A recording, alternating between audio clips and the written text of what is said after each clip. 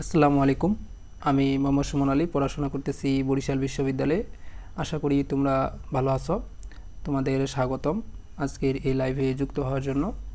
তো আজকে মূলত আমরা আলোচনা করব এইচএসসি অর্থনীতি প্রথম পত্রের দ্বিতীয় অধ্যায়ের সর্বশেষ পর্ব নিয়ে।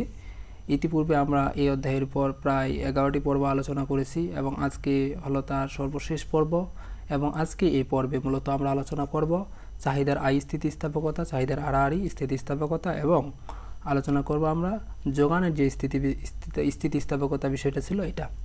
তো এই টপিকগুলো খুব একটা হার্ড না, অনেকটা ইজি, তবে এখান থেকে সৃজনশীল হর হামেশাই একটা অনেক সময় দিয়ে দেয়, বিশেষ করে স্থিতিস্থাপকতা যে টপিকটা আছে। বিগত পর্বে আমরা স্থিতিস্থাপকতার কিছু অংশ নিয়ে আলোচনা করেছি, তো আজকে আমরা তার বাকি যে অংশ যেটা বাদ সেটা আলোচনা করব।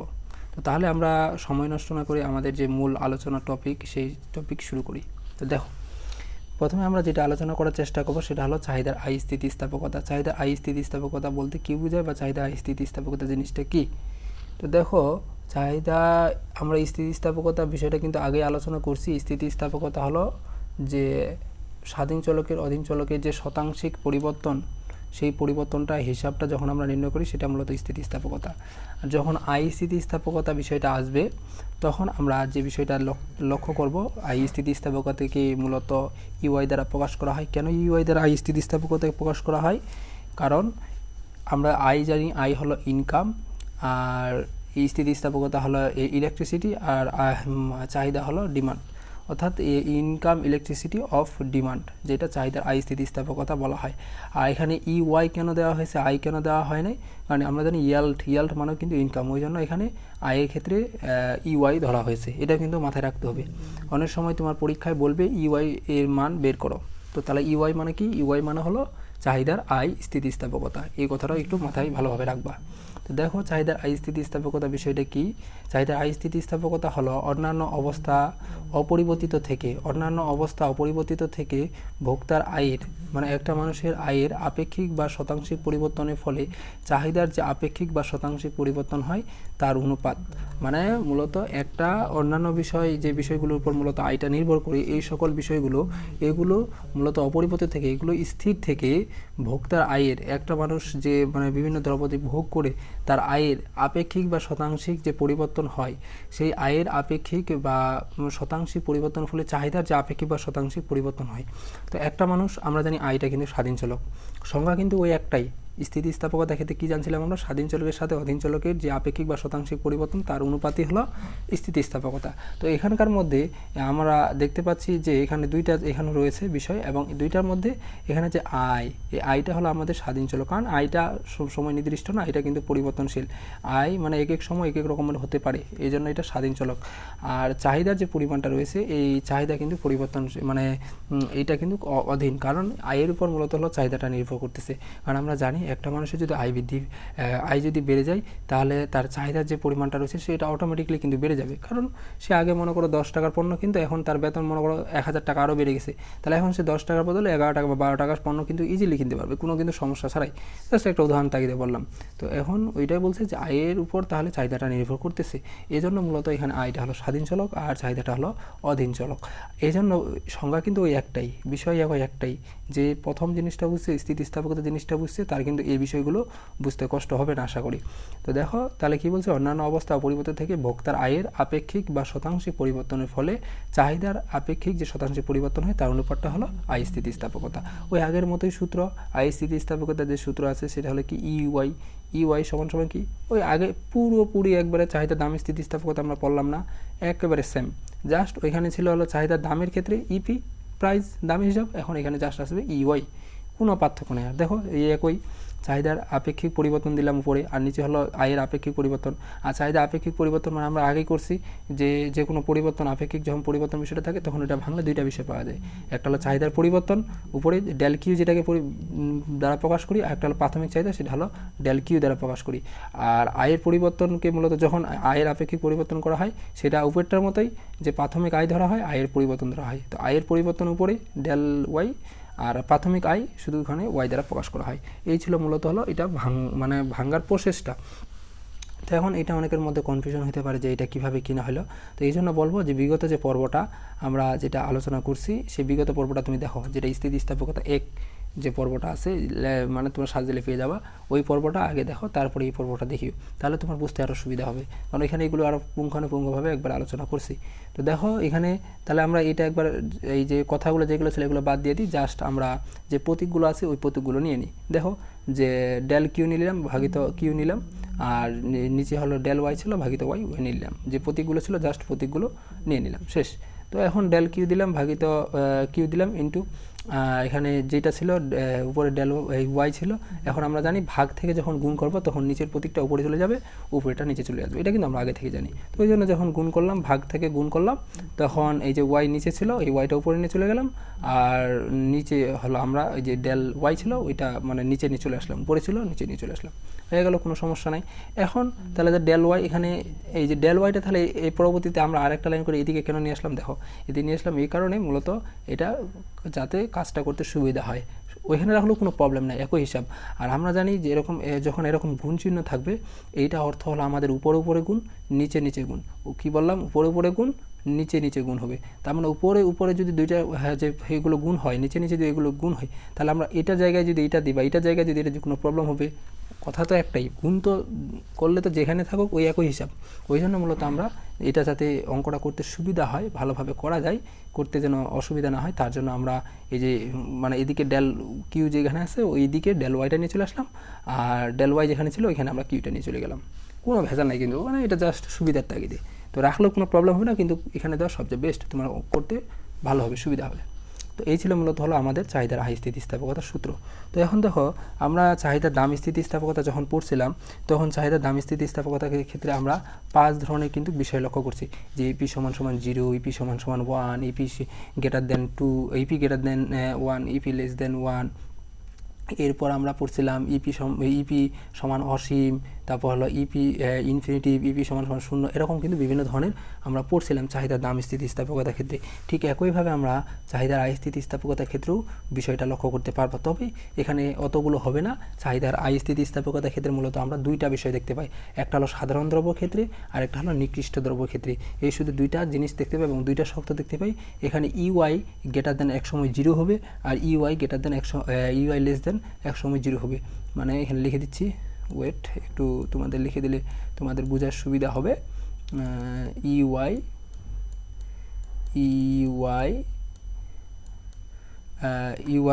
গ্রেটার দেন, এর একটু লিখতে সমস্যা আছে, জাস্ট বুঝে নিও। ইউআই গ্রেটার দেন 0, এটা হবে তোমার হলো ইয়ার দ্রব্য ক্ষেত্রে, সাধারণ যে দ্রব্যগুলো আছে সাধারণ দ্রব্যের ক্ষেত্রে। আর যদি নিকৃষ্ট দ্রব্য ক্ষেত্রে হয়, ওইটা নিকৃষ্ট দ্রব্য নিচে যেটা রয়েছে এই যে নিকৃষ্ট দ্রব্য, এই নিকৃষ্ট দ্রব্য ক্ষেত্রে ওইটা উল্টা, অর্থাৎ এখানে হবে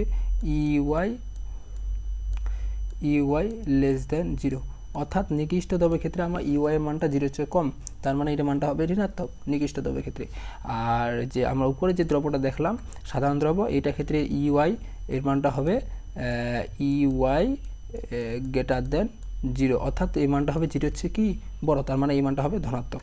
এটা কিন্তু মাথায় রাখিও, এই সত্যটা কিন্তু অনেকবার আসছে পরীক্ষায়, তোমার এই যে বলবে এখানে যে চাহিদার আয় স্থিতিস্থাপকতায় কোন দ্রব্যে প্রকৃতি মানে উল্লেখ করা যায় বা কোন দ্রব্যটা মূলত প্রকৃতিকে নির্দেশ করে, তখন তোমাকে কিন্তু লিখতে হবে, তোমাকে এই মান বের করতে হবে, মানটা এখন লক্ষ্য করতে হবে এটা কি 0 চেয়ে বড় নাকি 0 চেয়ে ছোটো। যদি 0 চেয়ে বড় হয় তাহলে কী হবে, আমরা ধনাত্মক, 0 চেয়ে বড় মানে, আর ধনাত্মক হলে কী হবে সাধারণ দ্রব্য, আর 0 চেয়ে যদি কম হয় মানে কি ঋণাত্মক হলে কোন দ্রব্য, নিকৃষ্ট দ্রব্য, এভাবে কিন্তু। আর গাণিতিক ওই একই, জাস্ট তোমার মাথায় এটা মানে মেমোরাইজিং মতো মুখস্থ রাখতে হবে, মানে কথা হলো এটা মুখস্থ রাখতে হবে, বারবার পড়ে পড়ে লিখে লিখে এটা মাথার মধ্যে রেখে রাখতে হবে যে কখন আমাদের সাধারণ দ্রব্য ক্ষেত্রে শর্ত কী আর নিকৃষ্ট দ্রব্যের ক্ষেত্রে কী শর্ত, এই শর্তটা বিশেষ করে মাথায় রাখতে হবে। দেখো ওই অঙ্ক ওই আগের মতোই, গাণিতিক অঙ্ক কিন্তু আলাদা নাই, আমরা চাহিদার দাম স্থিতিস্থাপকতার যে অঙ্কগুলো করছিলাম গাণিতিকগুলো ঠিক একই, মানে একটুও কিন্তু পার্থক্য হবে না। দেখো আয় বাড়লে চাহিদা বাড়ে, এটা আমরা আগেই জানি। কোনো ব্যক্তির মনে করো আয় প্রথমে 2000 টাকা থেকে বেড়েছে 1000 টাকা হলে কোনো দ্রব্যের চাহিদা 100 থেকে 200 একক হয়। তো আয় ছিল মনে করো এই যে প্রথমে 2000, তারপর যখন চাহিদা ছিল 100, তখন আয় 4000, তখন চাহিদা হলো 200। তো প্রাথমিক এখানে আমরা আয় কত দেখতে পাচ্ছি, ওয়াই প্রাথমিক আয় হলো 2000, আর প্রাথমিক চাহিদা হলো কিউ হলো কত 100। তার মানে হলো পরিবর্তন মানে কি, পরিবর্তন মানে হলো দ্বিতীয়টা থেকে দ্বিতীয় যেটা পাবো সেটা থেকে প্রথমটা বিয়োগ, মানে তার মানে এখানে 4000 থেকে 2000 বিয়োগ, এখানে 200 থেকে 100 বিয়োগ, যখন ওয়াই ডেল ওয়াই মান হলো ওয়াইয়ের পরিবর্তন, ওয়াইয়ের পরিবর্তন মানে হলো দ্বিতীয়টা থেকে প্রথমটা, তার মানে 4000 মাইনাস 2000 কত হয় 2000 হয়। আর ডেল কিউ মানে হলো দ্বিতীয়টা থেকে প্রথমটা বিয়োগ, তার মানে 200 মাইনাস 100, তার মানে কত হয় 100 হয়। এবং ইজিলি কিন্তু আমরা পেয়ে গেলাম যে মানগুলো ডেল ওয়াই এবং ডেল কিউ যে মান ওইগুলো কিন্তু আমরা ইজিলি পেয়ে গেলাম কোনো সমস্যা ছাড়াই।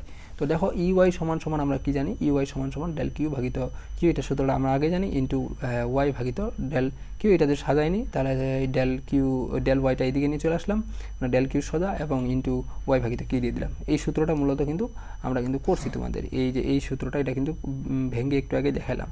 তো এখন আমরা এই মানগুলো আছে এখানে, জাস্ট মানগুলো এখন আমরা বসাই দেবো। কী কী মানগুলো দেখো, ডেল কিউ যে আছে ডেল কিউর মান পাইছি না আমরা, এই যে ডেল কিউর মান হলো 100 দিয়ে দিলাম। তারপর হলো ডেল ওয়াই মান কত, ডেল ওয়াই মান হলো 2000 ভাগিত 2000 দিলাম, ইন্টু দিয়ে দিলাম। আর ওয়াই মান কত, ওয়াই মান হলো 2000 দিয়ে দিলাম পরে। আর এখানে হলো কিউ মান কত, কিউ মান দেখো কিউ মান হলো 1000, এই 100 দিয়ে দিলাম। এখন এই গুণ মানে কি উপরে উপরে গুণ নিচে নিচে গুণ, এখন জাস্ট আমরা এগুলো কাটাকাটি করবো, শেষ। এখানে 2টা শূন্য গেল, এখানকার 2টা শূন্য আমরা ক্রস করলাম, এখানকার কয়টা শূন্য, এখানকার হলো 3টা শূন্য, এখানকার 2টা বাদ আর এখানকার একটা বাদ, সব কিন্তু শূন্য আমাদের কাটা শেষ মনে করো। আর এখানে 2 একে হলো উপরে 2 আর নিচে হলো 2, তাহলে 2 একে 2, তার মানে 1 আর 1 গুণ করলে কত হবে 1 হবে। এই যে আমরা 1 পেয়ে গেলাম। আশা করি বিষয়টা বুঝতে পারছো। তার মানে এখানে আমাদের কি হয়েছে, শর্তটা হয়েছে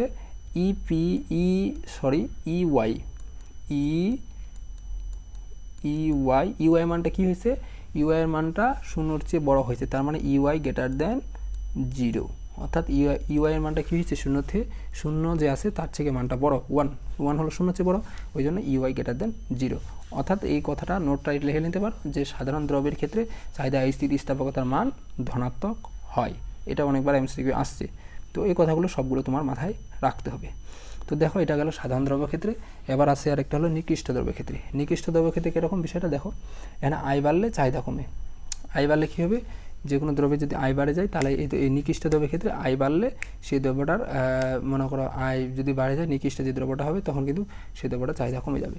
দেখো কোনো ব্যক্তি আয় প্রথমে 2000 টাকা হলে নিকৃষ্ট দ্রব্যের যে চাহিদা, নিকৃষ্ট দ্রব্য জিনিসটা কি অনেকে মনে হয় কনফিউশন, যে আমরা কিন্তু এটা আগে আলোচনা করছি যদিও বিস্তারিতভাবে, একবারে ভ্যাবলেন দ্রব্য, নিকৃষ্ট দ্রব্য, তারপর হলো তোমার ওই যে তারপর হলো আরও বিভিন্ন ধরনের দ্রব্যগুলো আছে, পরিবর্তক পরিপূরক সবগুলো বিষয় কিন্তু এগুলো আলোচনা করা হয়েছে। তারপরেও তোমাদের একটু বলে দিই, নিকৃষ্ট দ্রব্য হলো তোমার 2টা যে দ্রব্য থাকবে ওইটার মধ্যে যেটা কম গুরুত্বপূর্ণ এই দ্রব্যটাকে মূলত নিকৃষ্ট দ্রব্য বা গিফেন দ্রব্য যেটাকে বলে, এটার আরেকটা নাম হলো গিফেন দ্রব্য। নিকৃষ্ট দ্রব্য আরেকটা নাম হলো গিফেন দ্রব্য ধরা হয়, সেইটা মূলত গণ্য করা হয়, যেটা দুটো দ্রব্যের মধ্যে যে দ্রব্যটা গুরুত্ব কম, ভ্যালু কম। মনে করো তোমার আছে ধান এবং মনে করো গম, এখন ধান গমের মধ্যে আমরা জানি ধানের একটু গুরুত্ব বা ভ্যালু বেশি, গমের একটু কম, তার মানে এখানে 2টা দ্রব্যের মধ্যে গমটা হলো নিকৃষ্ট দ্রব্য। এরকম অসংখ্য দ্রব্য থাকতে পারে, এখন এগুলোর মধ্যে হলো যে কিছু দ্রব্য নিকৃষ্ট। আমরা কিন্তু একবার এগুলো বিস্তারিতভাবে আলোচনা করছি যে এখানে যে নিকৃষ্ট দ্রব্যের ক্ষেত্রে কীভাবে আয় বাড়লে চাহিদা কমে, এই বিষয়গুলো কিন্তু আমরা বিগত পর্বগুলোতে আলোচনা করছিলাম, যখন চাহিদা বিষয়টা আমরা আলোচনা করছিলাম। তো আশা করি তোমরা এগুলো তোমাদের কোনো সমস্যা হবে না। এখানে এগুলো আলোচনা করলাম না, কারণ এখানে আলোচনা করলে পর্বটা অনেক দীর্ঘায়িত হয়ে যাবে, ওই জন্য তোমরা সেই পর্বটাতে এই বিষয়গুলো দেখবা, চাহিদার যে টপিকটা সেই টপিকটা তোমরা গেলে পেয়ে যাবা। তো দেখো কোনো ব্যক্তির আয় ছিল যখন 2000 টাকা, নিকৃষ্ট দ্রব্যের চাহিদা তখন 200 একক, আর আয় বেড়ে 1000 টাকা হলে নিকৃষ্ট দ্রব্যের চাহিদা 100 একক পরিমাণ হয়। তো দেখো এখন এটা গেল। তারপর এই যে আমাদের প্রাথমিক আয় কত আছে দেখো, প্রাথমিক আয় হচ্ছে 2000 দিয়ে দিলাম, আর ওয়াই সমান সমান, আর প্রাথমিক চাহিদা কিউ সমান সমান কত 200 দিয়ে দিলাম, কোনো সমস্যা নাই। আর ডেল কিউ মানে হলো চাহিদার পরিবর্তন, অর্থাৎ 100 - 200, আমরা জানি দ্বিতীয়টা থেকে প্রথমটা বিয়োগ, তাহলে 100 - 200 দিয়ে দিলাম -100। আর আয়ের পরিবর্তন হলো 4000 - 2000 দিয়ে দিলাম, তা হলো 2000। এখন মানগুলো জাস্ট বসাই দিছি, এই যে যেভাবে মানগুলো আসছে মানগুলো ক্যালকুলেশন করে আমাদের সর্বশেষ উত্তর আসছে হলো -0.5। এখন দেখো এই -0.5 এই মানটা কি, এই মানটা আমাদের 0-র চেয়ে কম না, অর্থাৎ এখানকার যে শর্তটা আমরা পাবো নিকৃষ্ট দ্রব্যের ক্ষেত্রে সেটা হলো ইউআই লেস দেন 0, অর্থাৎ ইউআই এর মানটা 0-র চেয়ে ছোটো। মাইনাস মানে কি, মাইনাস মানে নিচে নামা বলতে কি 0-র চেয়ে আরও কম ওই মানটা, ওই জন্য আমরা বলতে পারি ইউআই লেস দেন 0 এই শর্তের ক্ষেত্রে, অর্থাৎ নিকৃষ্ট দ্রব্যের ক্ষেত্রে চাহিদার স্থিতিস্থাপকতা মান ঋণাত্মক হয়। কি হয়, ঋণাত্মক হয়, তার মানে 0-র চেয়ে মানটা কি হয় আরও কম হয়, যেটাকে আমরা ঋণাত্মক বলে থাকি। এই ছিল মূলত হলো চাহিদার স্থিতিস্থাপকতা। এরপরে আমাদের একটা টপিক আছে সেই চাহিদার ক্ষেত্রে, সেটা হলো চাহিদার স্থিতিস্থাপকতা। দেখো চাহিদার স্থিতিস্থাপকতা বিষয়টা কি, দেখো আমরা খুব ভালোভাবে তোমাদের ধারণা দেওয়ার চেষ্টা করি। তো কারো কোনো কি কনফিউশন হচ্ছে, কনফিউশন হলে তোমরা জানাইতে পারো যে এটা বুঝতেছি না এই টপিকটা বা এরকম কোনো কিছু। তো কারো কোনো সমস্যা হলে তোমরা অবশ্যই কমেন্টে জানাও, আমি সেটা সমাধান করে দেওয়ার চেষ্টা করব। তো দেখো চাহিদার আড়াআড়ি স্থিতিস্থাপকতা বিষয়টা তোমাদের দেখানোর চেষ্টা করি।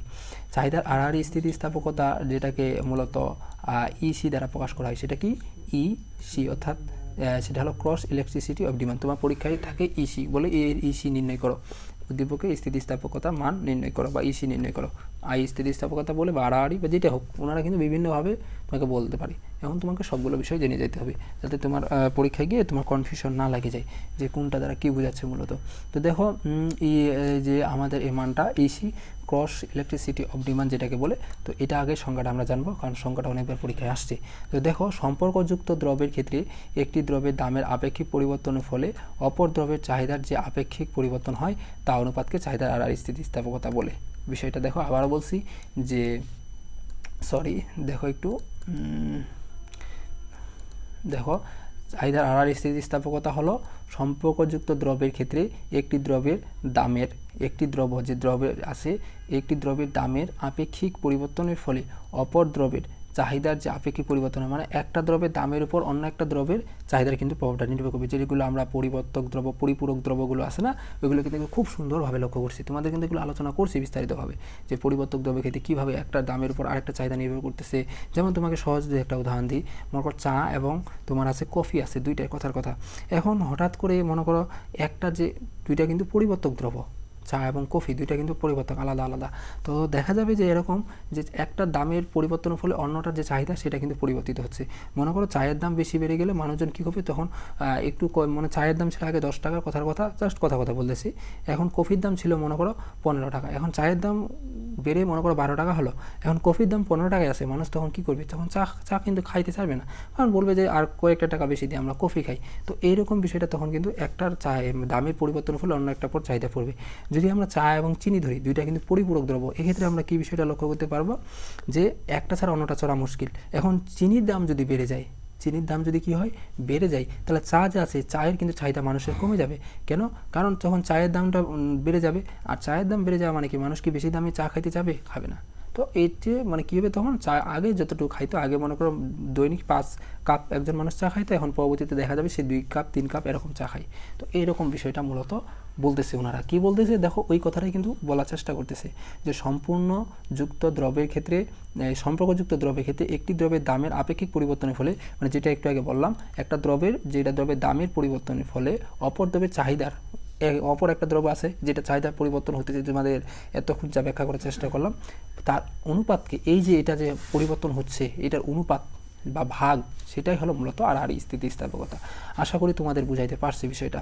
তো দেখো এরপরে নোট এখানে যেটা বলা হয়েছে, যে দ্রব্যের দামের পরিবর্তন হবে সেটাকে ওয়াই, মানে যে দ্রব্যের দামের পরিবর্তন হবে, এই কথাটা ভালোভাবে মনে রাখবে, সেটা ওয়াই, এবং যে দ্রব্যের চাহিদার পরিবর্তন হবে সেটা হলো এক্স। মানে চাহিদার ক্ষেত্রে আমাদের ধরতে হবে এক্স, আর দামের ক্ষেত্রে ধরতে হবে আমাদের ওয়াই, এই বিষয়টা। তো দেখো এখন আমাদের ইসি সমান সমান কি, এক্স দ্রব্যের আপেক্ষিক পরিবর্তন ভাগিত ওয়াই দ্রব্যের দামের আপেক্ষিক পরিবর্তন। আমরা একটু আগে বললাম এক্স মানে হলো চাহিদার বিষয়, আর ওয়াই হলো কি দামের বিষয়। তো এক্স দ্রব্যের চাহিদার আপেক্ষিক পরিবর্তন বলতে আমরা যে বিষয়গুলো লক্ষ্য করতে পারবো, যে এক্স দ্রব্যের চাহিদার পরিবর্তন ডেল কিউ এক্স, যেটা আমরা একটু আগে জানলাম। আর এক্স দ্রব্যের প্রাথমিক চাহিদা হলো, এখানে জাস্ট একটা বিষয় নতুন আসবে, সেটা হলো এক্স, যেটা জাস্ট একই কিন্তু বিষয়, কোনো পার্থক্য নেই। তোমরা দেখো চাহিদার দাম স্থিতিস্থাপকতা পড়ছো না, তোমাদের কিন্তু একটা আলোচনা করছে বিগত পূর্বে, সেখানে যে সূত্রটা, এটা একবারে পুরোপুরি ওইটার সাথে হবুহু এক। কি বলছি? হবুহু এক, কোনো পার্থক্য নেই সূত্রটার সাথে, জাস্ট শুধু একটা জায়গায় পার্থক্য হবে, সেটা হলো কি, আমরা জাস্ট এই যে আছে না কিউ, চাহিদা যে পরিমাণটা আছে, চাহিদার ক্ষেত্রে ধরবো এক্স, আর দামের ক্ষেত্রে যেটা রয়েছে দামের ক্ষেত্রে ধরবো ওয়াই, আর কোনো পার্থক্য নেই, জাস্ট এটা কাজ করতে হবে তোমাকে। দেখো ওই একই সংজ্ঞা, একই ডেল পিওয়াই ভাগিত পিওয়াই, ডেল কিউ এক্স, তারপর জেলার শেষে দেখো, শেষে ওই একটাই যে পরিশেষে যেটা আসছে, দেখি তোমরা দেখলে একটু বুঝবা যে পরিশেষে যে আমরা সূত্রটা নিয়ে আসছি, দেখো ওই সূত্রটাই কিনা, আলাদা কি এখানে সূত্র ধরা হয়েছে? আলাদা কিন্তু কোনো সূত্র ধরা হয় না, ওই একই সূত্র, একই সব কিছু। দেখো এখানে আমরা এখানে যা ধরছিলাম ডেল কিউ ভাগিত ডেল পি, তখন কি এক্স ছিল না, ওয়াই ছিল না, ছিল কি, তখন দাম স্থিতিস্থাপকতা নির্ণয় করেছিলাম, তখন কিন্তু ছিল না। আর এখানে ছিল শুধু কি ছিল, শুধু পি ছিল আর এক্স ছিল। এখন জাস্ট আমরা কিউ জায়গায় শুধু কি লাগাইছি, এক্স লাগাইছি। এখানে কিউ জায়গায় এক্স, পি জায়গায় ওয়াই, পি জায়গায় ওয়াই, কিউ জায়গায় এক্স। কথা কি আমার বুঝতে পারছো কি না তোমরা? দেখো কোনো পার্থক্য কিন্তু নেই, ওই একই, জাস্ট শুধু এখানে কিউ জায়গায় এক্স আর পি জায়গায় ওয়াই। এখানে বিষয়টা একটু কি আলাদা, এখানে আলাদা হলো তোমার আড়াআড়ি স্থিতিস্থাপকতা ক্ষেত্রে আড়াআড়ি কথাটা কেন নিয়ে আসছে? আড়াআড়ি মানে কি, একটার সাথে আরেকটা, মানে একটার প্রভাবে আরেকটা বিষয় ঘটতেছে, ওই জন্য এটাকে আড়াআড়ি বলতেছে, যেটাকে ক্রস বলা হয়ে থাকে আমরা। আর এটার ক্ষেত্রে আমরা পরিবর্তক দ্রব্য পাই, পরিপূরক দ্রব্য পাই এবং সম্পর্কহীন দ্রব্য পাই। কেন পাই এগুলো একটু আগে কিন্তু বিস্তারিত আলোচনা করছি। আড়াআড়ি স্থিতিস্থাপকতার ক্ষেত্রে বিষয়টা কিন্তু এটা ঘটে থাকে, কারণ আড়াআড়ি স্থিতিস্থাপকতা মানে কি, একটা দামের পর আরেকটা চাহিদার প্রভাব পড়তেছে নর্মালি, এই জন্য।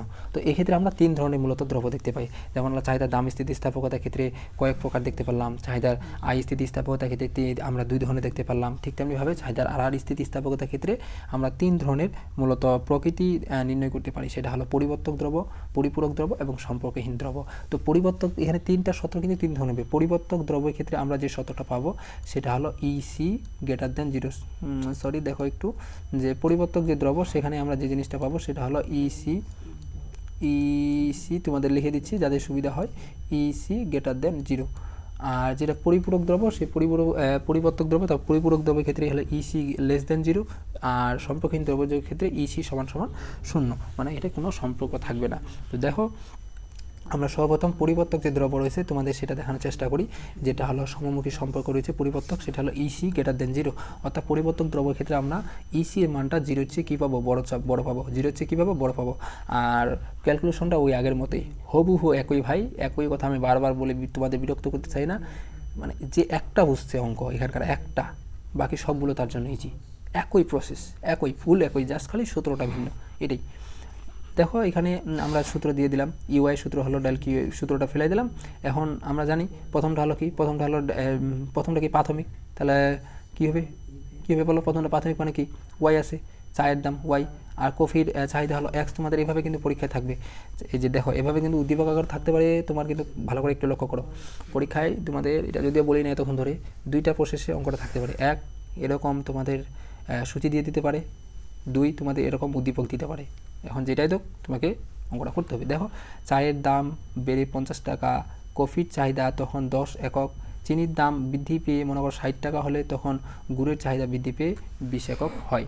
তো দেখো এখন একটার প্রভাবে কিন্তু আরেকটা জিনিসটা কিন্তু প্রভাব পড়তেছে। তো চায়ের দাম প্রথমে ছিল হলো 50, পরবর্তীতে হলো 50 যখন ছিল তখন পরবর্তীতে এটা বৃদ্ধি পেয়ে চিনির দাম বেড়ে তো 50 থেকে তখন কত হলো, 60 হলো। আর প্রথমে ছিল কত, এটা ছিল প্রথমে 10, দেখো প্রথমে ছিল 10 থেকে বৃদ্ধি পেয়ে পরবর্তী কত হলো, 20 হলো। তার মানে প্রাথমিক আমরা ওয়াই এর মান যেটা ধরতে পারি, অর্থাৎ পি ওয়াই, আমরা ওয়াই কোথায় ধরি বলো তো, দামের ক্ষেত্রে আমরা ওয়াই বলছি না, দামের ক্ষেত্রে হলো ওয়াই, এই যে পি ওয়াই, আর হলো চাহিদার ক্ষেত্রে হলো এক্স। তার মানে এখানে পি ওয়াই কত, পি ওয়াই হলো আমাদের পি ওয়াই যে মানটা রয়েছে প্রাথমিক যে চাহিদার মানটা, সেটা আমরা একটু লক্ষ্য করি। দেখো এখানে আমাদের যে মানগুলো রয়েছে সে মানগুলো আমরা এখনও বসানো ট্রাই করবো। একটু দেখো আমাদের এই যে পি ওয়াই যে মানটা, এখানে একটু আমাদের অঙ্কটা একটু গাণিতিকভাবে মনে হয় ভুল রয়েছে, তোমাদের একটু যদি দেখানো ট্রাই করি। দেখো এখানে আমাদের ডেল কিউ এক্স মানটা, এটা মনে হয় একটু এখানে অঙ্কটা ভুল আছে নাকি, আমাদের একটু লক্ষ্য করতে হবে। দেখি তো তোমাদের চাহিদা পরিবর্তক দ্রব্যের ক্ষেত্রে চাহিদা আড়াআড়ি স্থিতিস্থাপকতার মান এটা ধনাত্মক হবে, এটা আমরা আগে থেকে জানি। এবং এইটার যে গাণিতিক যে মানে ব্যাখ্যাটা, দেখো এখানে ডেল কিউ এক্স মানে হলো ডেল কিউ যে আমরা পরিবর্তন আছে এক্সের, সেটা পরিবর্তন, সেটা আমরা এখানে একটু মানে পরিবর্তন হয়ে গেছে, এটা এখানে হবে এদিকে এক্স আর এদিকে হবে ওয়াই আর কি, মানে এটা পরিবর্তন হয়ে গেছে জাস্ট। এই যে দামের ক্ষেত্রে এখানে হবে এক্স আর কফির চাহিদার ক্ষেত্রে হবে ওয়াই, এটা জাস্ট একটু পরিবর্তন হয়ে গেছে, এটা ঠিকভাবে ঠিক করে নিও আর কি। তো ওই ডেল কিউ এক্স যেটা হবে তখন এখানে যে মানে এদিকে হবে এক্স আর কি দামের ক্ষেত্রে, আর কফির যে চাহিদা রয়েছে সেখানে হবে ওয়াই। তার মানে এখানে হলো 60 - 50 সমান হবে 10। আর এখানে পি এর ক্ষেত্রে দামের ক্ষেত্রে যেটা হবে সেটা হলো 20 - 10 সমান হলো 10। আর প্রাথমিক তখন হলো যে দাম, তখন দাম হবে 10 টাকা, আর প্রাথমিক যে চাহিদা সেই চাহিদার পরিমাণ হবে 50। তো মানগুলো এখন জাস্ট এই মানগুলো এখন এখানে বসাই দেবে, ক্যালকুলেশন করে আমাদের সর্বশেষ উত্তর আসবে কত, 5 আসবে। তো এখানে একটু মানে ভুল হয়েছে আর কি, মিস্টেক হয়ে গেছে এটাই, তাছাড়া অন্য কোনো কিছু না। তোমরা এটার পর আরও আমরা বিস্তারিত তোমাদের পরবর্তী কোনো একটা পর্বে এই অঙ্কটার পর আরও একটা অঙ্ক দিব, সমস্যা নেই। আমরা যখন বোর্ড কোশ্চেনগুলো সলিউশন করব তোমাদের এটা আরও বিস্তারিতভাবে সুন্দরভাবে ধারণা দেবো। এটা অনেকের মধ্যে কনফিউশন খাইতো যে ওয়াই এর মানটা কখন কোথায় দিব, এক্স এর মানটা কখন কোথায় দিব।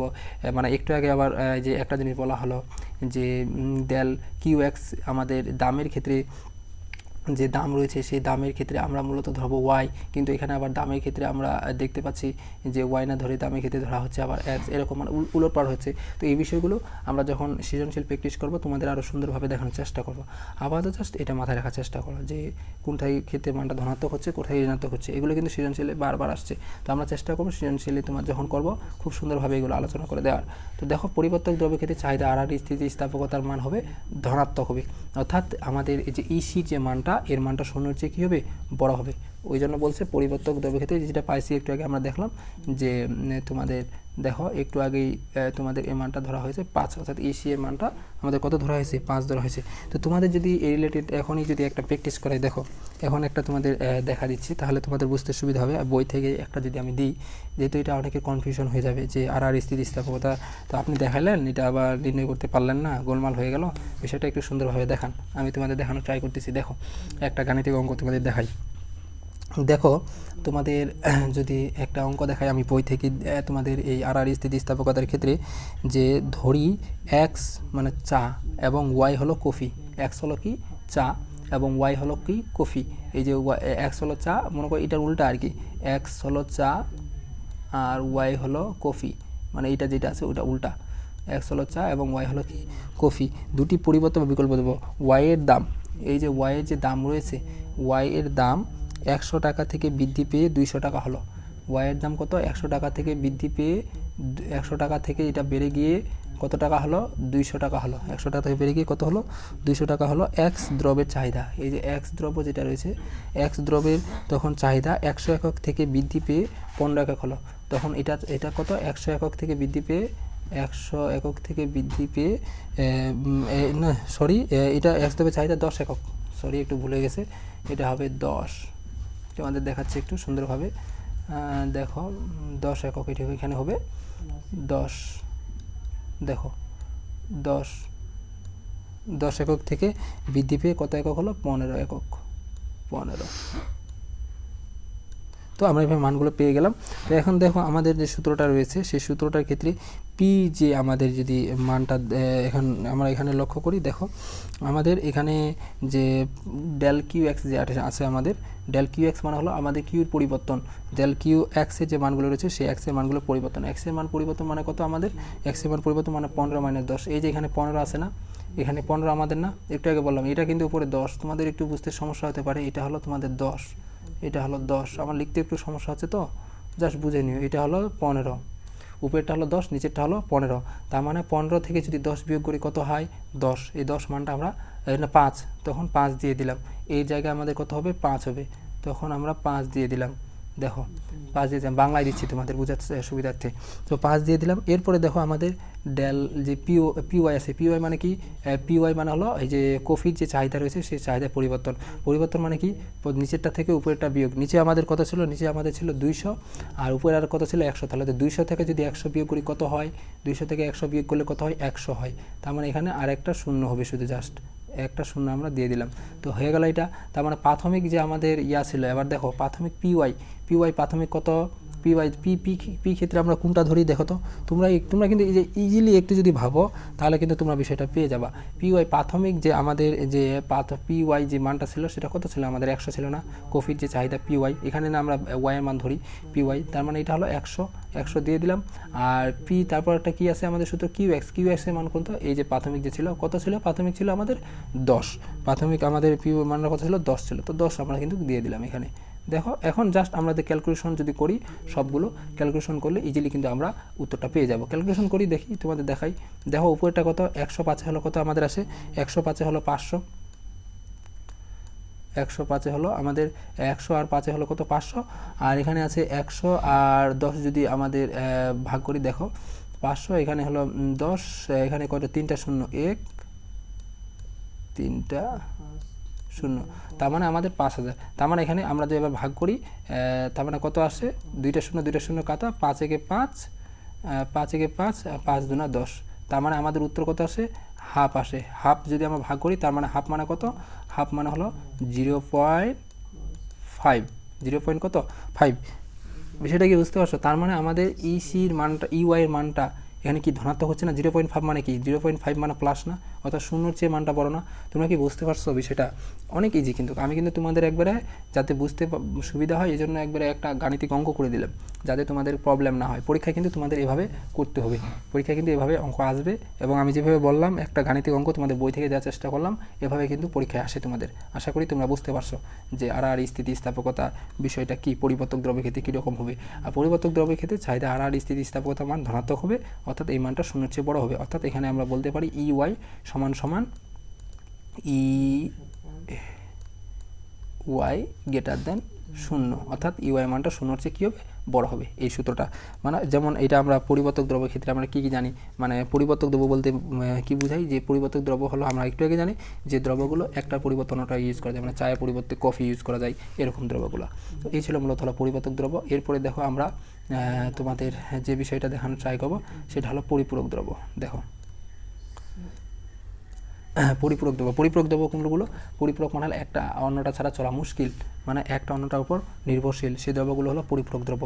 তো বিপরীতমুখী এরকম দ্রব্যগুলো হলো পরিপূরক দ্রব্য হয়ে থাকবে, যেমন হলো চায়ের সাথে চিনি যে রয়েছে, এটা হলো সম্পূর্ণ হলো বিপরীতমুখী আমরা দ্রব্য কিন্তু দেখতে পাই। চায়ের সাথে যে চিনি যে একটা অবস্থা, সেটা মূলত যে আমরা দেখি সেটা মূলত হলো আমাদের বিপরীতমুখী যে দ্রব্য, সেগুলোর ক্ষেত্রে আমরা এরকম বিষয়টা লক্ষ্য করতে পারি। তো বিগত উদাহরণটা আমরা যেটা দিলাম সেটা হলো পরিবর্তক দ্রব্যের ক্ষেত্রে, মানে একটার পরিবর্তে আমরা অন্যটা ইউজ করি, কিন্তু এখানে হলো পরিপূরক দ্রব্য ক্ষেত্রে কি একটার ছাড়া অন্যটা চলা মুশকিল। পরিপূরক দ্রব্য ক্ষেত্রে একটা ছাড়া কি অন্যটা ছাড়া মুশকিল, সেটা হলো পরিপূরক দ্রব্যের এক্ষেত্রে আমরা লক্ষ্য করতে পারি।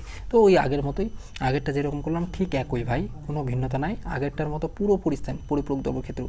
তো এখানে কী হবে, চায়ের দাম এরকম আছে 80, 100, চিনির চাহিদা এরকম আছে। তোমার দাম যখন ছিল 80 তখন চিনির চাহিদা ছিল হলো 50 একক, তো দাম যখন বৃদ্ধি পেল তখন চিনির চাহিদা হলো 30 একক তখন হয়ে গেল।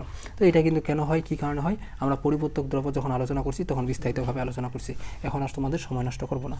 তো দেখো এখানে আমাদের মানগুলো যদি ধরি, দেখো প্রথমে হলো পিওয়াই প্রাথমিক যে দাম, দেখো কত ছিল, প্রাথমিক দাম ছিল আমাদের ছিল কত ছিল 80। তো এরপর হলো প্রাথমিক যে আমাদের ছিল চাহিদা কত ছিল, দেখো 50, ওই জন্য কিউ এক্স সমান 50 ধরা হয়েছে। তো পরিবর্তন কি, চাহিদার পরিবর্তন হলো এক্স, আমরা জানি চাহিদার যে পরিবর্তন, তাহলে 30 থেকে যদি 50 বিয়োগ করি কত আছে, -20। আর দাম, আমরা দাম মানে কি ওয়াই জানি, তো ওয়াইয়ের পরিবর্তন মানে কি 100 - 80, তার মানে 100 মাইনাস যে 80 যদি বিয়োগ করি তাহলে কত আসে, 100 থেকে যদি আমরা 80 বিয়োগ করি, 80 বিয়োগ করলে হবে আমাদের 20। এখানে যদিও একটু মানে মিস্টেক হয়ে গেছে, মিস্টেক বলতে কি আমাদের যে একটা সংখ্যা না একটু ভুল হয়ে গেছে, এখানে মানে বাংলাদেশ হয়ে গেছে আর কি, এখানে হবে 40 আর কি, 40, মানে এখানে হবে 60, মানে 100 থেকে আমাদের 40 যদি বিয়োগ করি তার মানে এখানে হবে 40 দিতে হবে এখানে, মানে একটু ভুল হয়ে গেছে, 8 লেখা হয়ে গেছে, এখানে হলো 40, অর্থাৎ 100 থেকে যদি আমরা 40 বিয়োগ করি, 100 থেকে যদি 40 বিয়োগ করি তাহলে আমাদের 60 আসে। হয়ে গেলো, আমাদের মানগুলো পেয়ে গেলাম, জাস্ট মানগুলো এখন বসাই দিই, সবগুলো বসাই দিলাম। এখানে হলো -20, আর এইটা হলো পিওয়াই মান কত, পিওয়াই মান হলো 60 দিয়ে দিলাম, ইন্টু পিওয়াই মান কত, পিওয়াই মান হলো প্রাথমিক দাম হলো 40 দিলাম, ইন্টু হলো নিচে হলো এই যে প্রাথমিক চাহিদা 50 দিলাম, এবং ক্যালকুলেশন করে অবশেষে আমরা -0.415 পেলাম। অর্থাৎ আমরা ইওয়াই যে মান, এই মানটা কিন্তু ঋণাত্মক পাই, অর্থাৎ এই মানটা আমরা শূন্যর চেয়ে কী পাই, ছোট পাই। এক্ষেত্রে শর্ত হলো এটা ইওয়াই লেস দেন 0, ইওয়াই লেস দেন কি 0, অর্থাৎ ইওয়াই এর মানটা শূন্যর চেয়ে কম। পরিপূরক দ্রব্যের ক্ষেত্রে চাহিদা আর স্থিতিস্থাপকতা মান কি হয়, ঋণাত্মক হয়। তো এরপরে দেখো, এরপরে আছে হলো সম্পর্কহীন দ্রব্য। তো সম্পর্কহীন দ্রব্যের ক্ষেত্রে বিষয়টা কী হবে, দেখো ওই আগের মতোই, জাস্ট এখানে এখন সম্পর্ক থাকবে না দ্রব্যগুলোর ক্ষেত্রে, এটাই, অন্য কোনো পার্থক্য নেই। মানে এখন একটা দ্রব্যের সাথে আরেকটা দ্রব্য সম্পর্ক থাকবে না। যেমন এখানে যদি একটা উদাহরণ দেখি, যে রঙিন টিভির সাথে তোমার লবণের চাহিদা কোনো কি সম্পর্ক আছে, না, রঙিন টিভি বিষয় আলাদা, লবণের চাহিদা বিষয় আলাদা, একটার সাথে আরেকটা কিন্তু কোনো সম্পর্ক নাই, রিলেশন নাই, এই জন্য বলছি এগুলোকে সম্পর্কহীন দ্রব্য। তো এরকম মানগুলো দেওয়া হয়েছে, জাস্ট মানগুলো এখন বসাবো। যে ডেল কিউ এক্স এর মান পরিবর্তন মানে কত, 100 - 100 জানি মানে 0, আর ডেল পি ওয়াই মানে কি দামের পরিবর্তন মানে কি 25,000 থেকে 20,000 বিয়োগ, 20,000 বিয়োগ থাকে কত, 5,000 দিয়ে দিলাম। প্রাথমিক যে দাম রয়েছে, প্রাথমিক দাম কত, পি ওয়াই প্রাথমিক দাম হলো 2,000, আর প্রাথমিক চাহিদা কিউ এক্স সমান কত, 100 দিয়ে দিলাম। এখন জাস্ট মানগুলো বসাইলাম, মানগুলো বসার পর ক্যালকুলেশন করে সর্বশেষ উত্তর কত আসে? 0 আসে। অর্থাৎ এখানে এই ক্ষেত্রে সম্পর্কহীন দ্রব্য ক্ষেত্রে ইউআই সমান কত হয়? 0। ইউআই সমান কি? 0 হয়। কোনটা ক্ষেত্রে? সম্পর্কহীন দ্রব্য ক্ষেত্রে। এই জন্য শেষে বলে দিয়েছে সম্পর্কহীন দ্রব্য ক্ষেত্রে চাহিদা আর স্থিতিস্থাপকতার মান কি হয়? 0 হয়। এটা কিন্তু মাথায় রাখবা সুন্দরভাবে। এই ছিল মূলত হলো চাহিদার দাম স্থিতিস্থাপকতা। এরপর আরেকটা বিষয় রয়েছে, সেটা হলো সর্বশেষ যে বিষয়টা, সেটা হলো যোগানের দাম স্থিতিস্থাপকতা। তো দেখো, চাহিদার দাম স্থিতিস্থাপকতা আমরা পড়ছিলাম, চাহিদা ক্ষেত্রে 3টা পড়ছি, চাহিদার দাম, আয় এবং আর স্থিতিস্থাপকতা। তার মধ্যে প্রথমে আমরা পড়ছি চাহিদার দাম স্থিতিস্থাপকতা। তো চাহিদার দাম স্থিতিস্থাপকতা যেরকম হুবহু একবারে হুবহু, মানে একটু আলাদা বলবো না, হুবহু একবারে চাহিদার যোগানের যে স্থিতিস্থাপকতা, দাম স্থিতিস্থাপকতা একবারে পুরোপুরি সেম, একটুও ভিন্নতা নেই। খালি জাস্ট ভিন্নতা কোথায়? ওইখানে ছিল আমাদের চাহিদা, এখানে আসবে যোগান। ওখানে ছিল কি? চাহিদা, এখানে আসবে যোগান। ওইখানে ছিল হলো ওইখানে ছিল আমাদের কি ছিল? কিউ, মানে যোগানের ক্ষেত্রে হলো আমাদের কিউ। আর এখানে এখানে এখানে যেহেতু আমাদের চাহিদার ক্ষেত্রে আমাদের কিউ, কারণ হলো চাহিদা কোয়ান্টিটি, যে চাহিদা রয়েছে আমাদের ডিমান্ড, এখানে কিউ ধরা হয়েছে। আর যোগানের ক্ষেত্রে আমাদের জাস্ট একটা বিষয় আসবে, সেটা হলো এস। কি আসবে? এস আসবে। কথা কি আমার বুঝতে পারছো? এই যে হয় এখানে ওই একই, পুরোপুরি একই, জাস্ট এখন যোগানের যে বিষয়টা আছে, যে এস সমান সমান যোগানের আপেক্ষিক পরিবর্তন, ওই যোগানের পরিবর্তন ডেল এস ভাগিত শুধু এস, দামে পরিবর্তন ডেল পি ভাগিত পি, তারপর নিলাম এস, তারপর এইভাবে এই যে ডেল এস ভাগিত ডেল পি ইন্টু পি ভাগিত এস, মানে পুরোপুরি একই। তো এই জন্য আমরা এটা বিস্তারিতভাবে আলোচনা করলাম না। তোমরা চাহিদার দাম স্থিতিস্থাপকতা যে বুঝবে, তার জন্য এই যে যোগানের দাম স্থিতিস্থাপকতা কঠিন না। তো ওই জন্য আগে ওই পর্বটা দেখো, যারা দেখো নাই, এই যে বিগত যে পর্বটা, তাহলে যদি তোমার ওইটা দেখার পরও তারপর যদি প্রবলেম হয় এটা করতে, ওইটা দেখার পর আগে এটা করবা। এরপর যদি প্রবলেম হয়, তারপর আমি চেষ্টা করব পরে আরেকটা এটার পর্ব দিতে, যাতে তোমাদের এটা বুঝতে সমস্যা না হয় আর। তো এই ছিল মূলত হলো এই যে সর্বশেষ যে অংশটা, সে যোগানের দাম স্থিতিস্থাপকতা। তো পরীক্ষায় কিন্তু এটা অনেকবার আসছে, যে বলে না যে যোগানের দাম স্থিতিস্থাপকতা নির্ণয় করো, ওই চাহিদার মতোই বলে যে যোগানের স্থিতিস্থাপকতা নির্ণয় করো। তো আমরা জানি যোগানের স্থিতিস্থাপকতা মানে কি? যোগানের দাম স্থিতিস্থাপকতা। এটাও কিন্তু চাহিদার মতো 5 ধরনের হতে পারে, কিন্তু মাথায় কিন্তু এটাও রাখবা যে চাহিদার যে স্থিতিস্থাপকতা, এটাও কিন্তু যোগানের মতো 5 ধরনের হতে পারে। এই যে ES সমান সমান 1, ES greater than 1, ES greater than less than 1, ES সমান সমান 0, ES সমান সমান 0, কিন্তু পুরোপুরি একই। যা চাহিদার ক্ষেত্রে আমরা রেখাটা দেখছিলাম কি বাম থেকে ডানে নিম্নগামী, আর এখানে হবে বিষয়টা আলাদা। এটা হলে বাম থেকে ডানে সবগুলো ঊর্ধ্বগামী রেখা, বাম থেকে ডানে কী হবে? সবগুলো ঊর্ধ্বগামী রেখা। আর যোগানের ক্ষেত্রে আমরা দেখছিলাম বাম থেকে ডানে নিম্নগামী রেখাগুলো। জাস্ট এটাই পার্থক্য, আর কোনো আমাদের পার্থক্য নাই। তো এই ছিল মূলত হলো আমাদের আজকের দ্বিতীয় অধ্যায়ের সর্বশেষ পর্ব। তো আশা করি তোমরা সকলে আজকের এই পর্বটা এনজয় করেছো। তো এর পরবর্তীতে আমরা তোমাদের তৃতীয় অধ্যায় অর্থনীতি প্রথম পত্রের সে অধ্যায়টা আলোচনা শুরু করব। তো আজকে এখানে শেষ করতেছি। দেখা হবে তোমাদের সাথে পরবর্তীতে নতুন কোনো পর্বে, নতুন কোনো টপিক নিয়ে। ততক্ষণ পর্যন্ত সবাই ভালো থাকো, সুস্থ থাকো। আসসালামু আলাইকুম।